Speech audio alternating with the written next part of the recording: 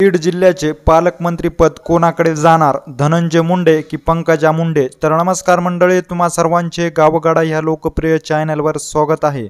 महायुतीच्या कॅबिनेट मंत्रीपदाचा शपथविधी सोहळा पार पडल्यानंतर आता खातेवाटप देखील जाहीर झाले असून आता बीड जिल्ह्याचे पालकमंत्री कोण होणार ह्याची चर्चा आता बीड जिल्ह्यामध्ये जोरदार होताना पाहण्यास मिळत आहे।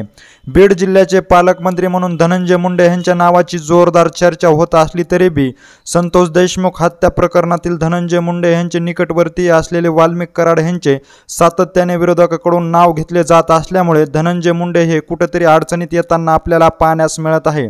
गत वेळेस धनंजय मुंडे हे बीड जिल्ह्याचे पालकमंत्री झाले होते। ह्यावेळेस देखील धनंजय मुंडेच पालकमंत्री होणार असल्याचे बोलले जात असताना मात्र केज तालुक्यातील मस्साजोग येथील सरपंच संतोष देशमुख यांच्या हत्या प्रकरणातील धनंजय मुंडे यांचे जवळचे असलेले वाल्मिक कराड यांचे विरोधकांकडून सातत्याने नाव घेतले जात असल्यामुळे धनंजय मुंडे यांच्यात अडचणीत वाढ झाल्याचे आपल्याला पाहण्यास मिळत आहे।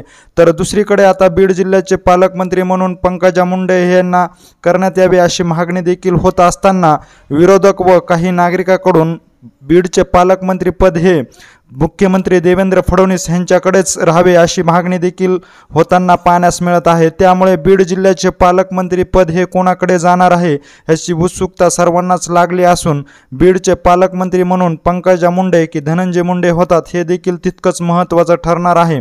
एकंदरीत ह्या सर्व घडामोडीविषयी नेमकं तुम्हाला काय वाटतंय हे आम्हाला आमच्या कमेंट बॉक्समध्ये नक्की कळवा आणि अशीच अपडेट जर तुम्हाला वेळोवेळी जाणून घ्यायची असेल आणि तुम्ही अजूनही आमच्या चॅनलला जर सबस्क्राईब केलं नसेल तर नक्की सबस्क्राईब करा। धन्यवाद।